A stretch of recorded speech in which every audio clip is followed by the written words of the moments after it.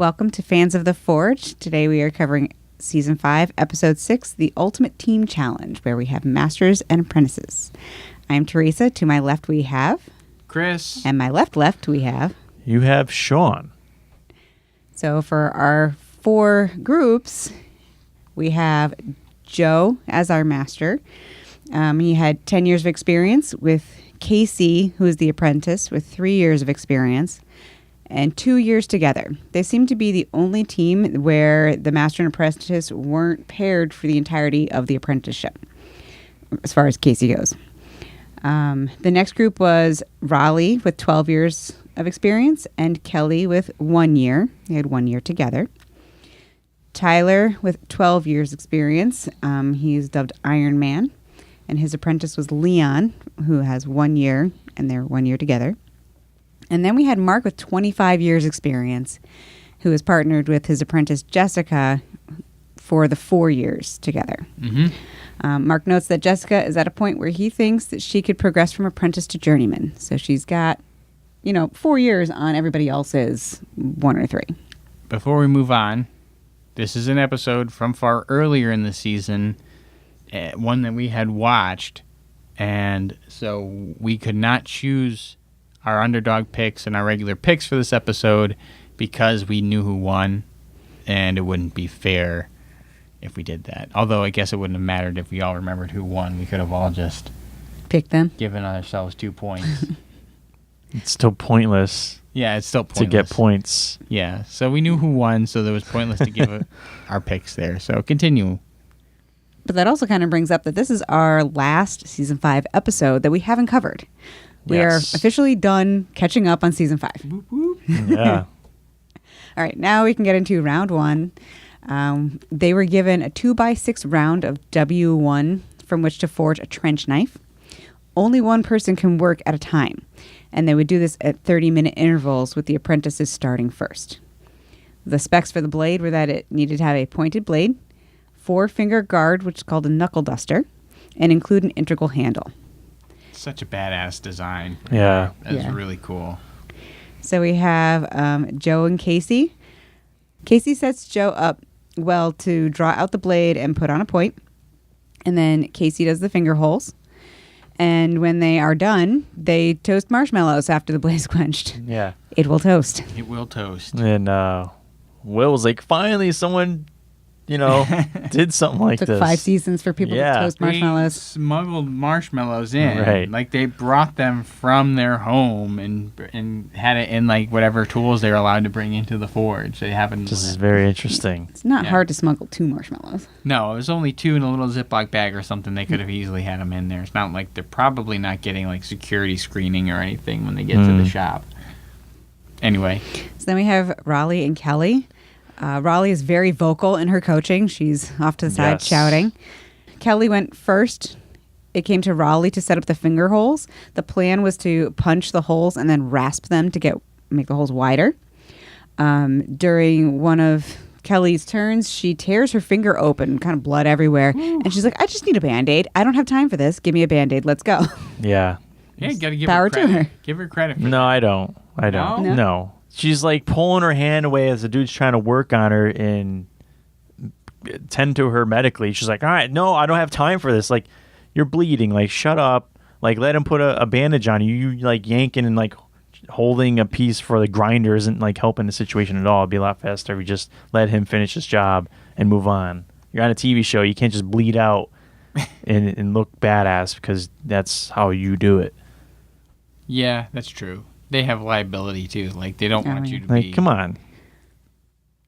It makes sense. All right, I go with Sean. I don't give her credit for that. Anyway, continue. So then we have Tyler and Leon. The plan was for Tyler to prep. So when they were going to this competition, Tyler's like, okay, I'm going to prep this for you. Don't worry. Oh, no. Apprentices have to go first. So they weren't counting on that. And Leon got to use the power tool for the first time. Yeah. Hooray for him. Yes. Like, wow, this is really nice.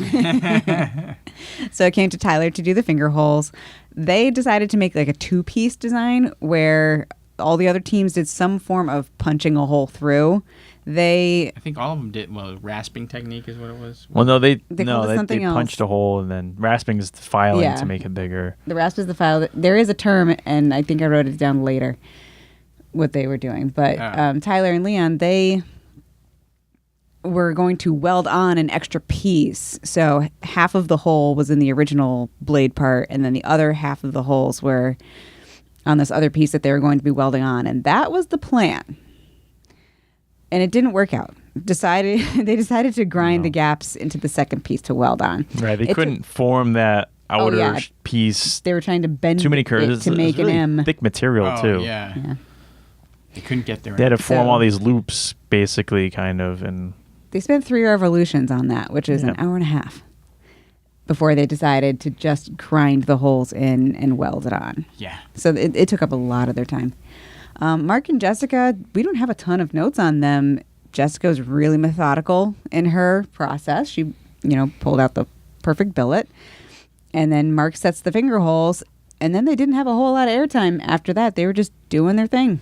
Yep. When it came to the judging, Joe and Casey had an aggressive and intimidating design. The finger holes weren't quite right, but they were on the right path. And with the time in the second round, it looked like they were going to be fine with that. Raleigh and Kelly, the blade looked good. Tip is a bit wide for the stab test. Again, it's round 1. They'll have time. And then the finger holes are too small.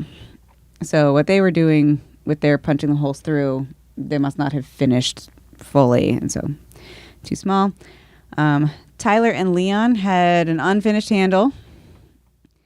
And that was our only notes. It had a lot to do with those finger holes and where that handle would be. And then Mark and Jessica had a phenomenal shape, well-placed finger holes. There was a crack, which led them to be concerned. But in the end, Tyler and Leon got the boot. The judges couldn't really justify how they spent all that time on this product that wasn't really looking very finished by the end of the round. Right. Round 2. They had to attach handle scales. Again, 30-minute intervals with the apprentices starting first. Joe and Casey. Casey added a skull crusher to the handle because they could. Why not? Yeah. And it's a cool little design to have the little extra point that comes off the bottom of the handle for literally crushing some skulls, which dark.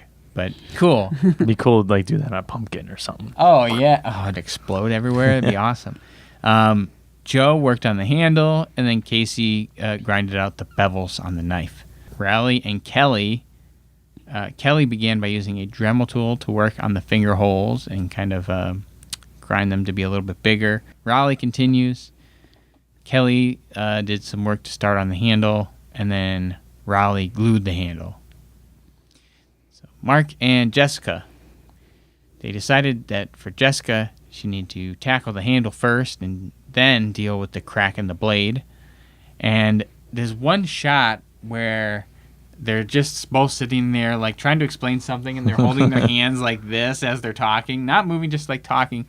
They must have been talking about the finger holes. It was the finger holes, but it was just a little odd shot. They're both just sitting there as they're talking like that. But anyway, Mark continued. Jessica set up for the handle, and then Mark is the one who tackled fixing the crack as best as they could, at least. And then it came down to the judging and testing. So, strength test was the oil can stab, where they were stabbed 5 times.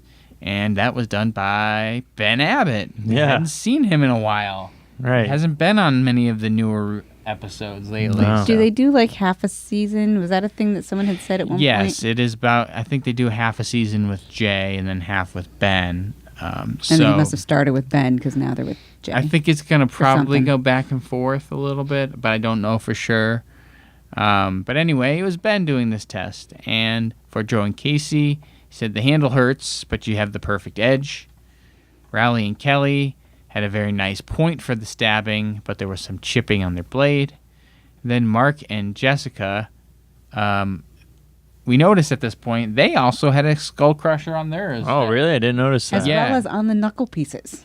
They came to points. They came to points on the knuckles as well. Oh, so that's badass. they didn't touch upon it at all during the actual showing of the forging processing and any finish work for that. But you can see it when it finally goes for the testing. When they show the nice shot of the blade, you're like, oh, look at that. Nice. So, like, they made it extra lethal to make up for the little bit of a crack they had in their blade. Anyway, their edge held up beautifully, and it had a very comfortable handle, and they were very happy that it didn't blow up. So, moving forward, they then had the Sharpness Test with David Baker doing a fire hose slice. Joe and Casey had a very sharp blade. There's still a handle issue with the pinky finger that needed to be ground down a little bit more. Raleigh and Kelly, again, sharp. Again, handle issue on the pinky finger. It's just tough. Those pinkies. Those pinkies, a little tough. And they had a little bit too much webbing between the ring and pinky fingers, which was causing their issues. And then Mark and Jessica, super sharp blade. So sharp, in fact, that David basically said that he was already through the hose before he even felt any resistance from it for cutting. That's how sharp that freaking thing was. So that's pretty awesome. They had a very comfortable handle. And through all of this testing, the crack that they had in their blade didn't open. So it must have been pretty superficial. They just couldn't quite grind it out the way they wanted to, but it wasn't all the way through and compromising the structural integrity of the blade. So when it came down to the final decision, Raleigh and Kelly ended up getting booted because it hurt the user and sustained edge damage. Yeah. All right. So moving on to round 3, we have the Chinese Dao. So for over 3,000 years, it's been used by cavalry. It has a single edge with a slight curved blade that's superior for thrusting and chopping. A concave guard would prevent blood from getting onto the handle, and it's used in Tai Chi. Specifications: the blade had to be between 26 and 28 inches, and the handle had to include a ring pommel and guard. And once again, only one of them can be at the anvil at a time. Per day. Per day. Yes, the whole day. It's just one smith. We weren't sure about that at first, but in going back to gather the video clips today, it did say that they had to alternate per day for that challenge. So, for Joe and Casey, day 1, Casey starts. The plan is to forge thick and then grind down. But their power hammer broke. It's like part of a shackle. They have like this kind of construction where there's a wheel, there's a leaf spring on top. Looks like a shackle broke apart. So that's how their day kind of ended. But day 2, they fix it. Power hammer's back in business. Joe quenches and then starts grinding. But they don't show on day 3. Yeah, they don't show day 3, but they allude to it that Casey got the guard and the handle scales together. And then on day 4, Joe is assembling and includes 8 brass pins in the ring pommel for each of the contestants that were on the show. Move on to Mark and Jessica. On day 1, Jessica forges the blade profile. Informs Mark that he can't even get her a pencil. He can't do anything for her. Oh, yeah. Seems a little ridiculous, but that's how it is. Day 2, Mark works on the guard. He uses a belt buckle, and I don't know if he was wearing that on the show, but I thought I remember seeing it. I don't remember, but he's hammering it, kind of shapes it, quenches the blade. There is a warp, but he gets between 2 boards, throws an anvil on top, and when they pull that apart, it's straight. It was another one of those, there's a bend, and they show him start to assemble his way of straightening it. Cut to commercial. Right. Come back to commercial. It's perfectly straight. Yay! Yeah, they're excited too. So, day 5, working on the ring pommel, and there's a gap between the pommel and the handle that causes some issues, and that's it. They don't show them finishing that up or anything like that. And it moves right on to judging. I would assume that they fixed it. Mm-hmm. And Mark and Jessica's looks like a better weapon apparently. It was pretty close on this one, though. Yeah, they They really look pretty similar. Very good looking blades. So we have the kill test, which is a boar carcass hack, if you will. This is back when Doug Stutta's injury, so Anthony comes on, subbing in for Doug. Mm-hmm. So Joe and Casey go first. And the notes on this are that it's a light weapon. It lacerates easily and it will kill. Mark and Jessica, cut that thing right in half. Blade is wide, but the balance is light. It's curvaceous and sexy, and it will kill, according to Doug. You know, I didn't notice when we were watching it, or even when I was recording the other clips again today, if there was a Doug cam. Like, we haven't done a Doug cam in so long. Oh, man. Because he's been testing everything, they haven't had a good Doug Yeah. cam. So I wonder when I go through this, maybe there'll be a Doug cam that I pop up. That'd be good to bring that back a little bit. Yeah. So moving on to the strength test. There's going to be one Herculean strike on sheet metal by Ben. So, Joe and Casey, it's beautifully light, well balanced, a little bit of dulling on the blade, but otherwise got through a good chunk of that sheet metal. Mm-hmm. Mark and Jessica, their their weapon is comfortable, well balanced, and has a small chip. Moving on to the sharpness test, they have to cut through 6 water tubes. Joe and Casey, great feel, but on some of it crushed versus slicing where the sheet metal had dulled the blade. For Mark and Jessica, it was clean across the tops of the tubes.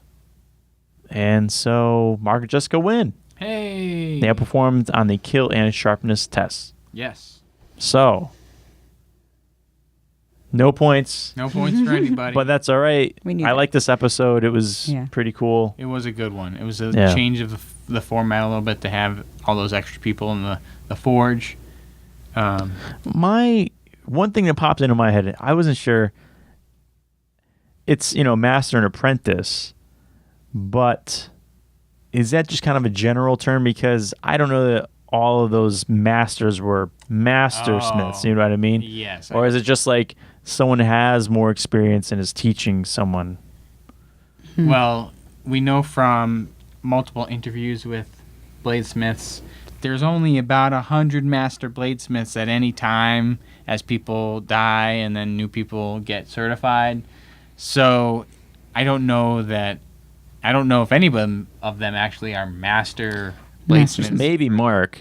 Maybe Mark. Because he's got the experience. He's got Yeah. 25 years. Because there's a certain amount of years of experience you need to have at each level to even get qualified to be able to start testing for the next level. So some of those guys, 10, 12 years experience, maybe. But I really don't know. They might not have actually been ABS masters. Right. Which is fine. Yeah, it's fine. Yeah. And the ABS is the blade. American Bladesmith Yeah. Society. Raleigh, they were farriers. So they wouldn't have been master bladesmith. Well, it depends if they wanted to go that hard into it. Yeah, they could probably join ABS if they wanted to still. Okay. But It's not It's not mutually exclusive, I would say. yeah. And we should note that Goat and Hammer is Mark and Jessica's Instagram. They do a lot of cool posts on there. And then also Tyler and Leon, they do, I forget, their name is Vanguard Custom or Vanguard Forge or something. I had it looked up. They do some interesting stuff, and I believe they actually make a lot of armor and stuff like that sometimes, and so that was kind of cool. I don't know about the other people. Sometimes it's hard to get these people on Instagram and find them, and they might be out there, but check them out. All the contestants were pretty good, I thought. But yeah, congratulations to Mark and Jessica on that awesome win. And that's the episode. Yeah. Check us out on Instagram and Facebook. Follow us and subscribe on YouTube. And stick around for more episodes and keep some an more eye interviews. out for us in a few weeks. We will be at Pigeon Forge Grudge Match. Right. That should be fun. There should be some cool competitions going on between some bladesmiths from the show. Hopefully get some live stream interviews, things going on. Yeah, we'll be out there. We'll be busy trying to talk to as many of these Forge and Fire contestants as we can. And yeah, should be a good time. So thanks for watching, and we'll catch you next week. See ya. Bye. Bye.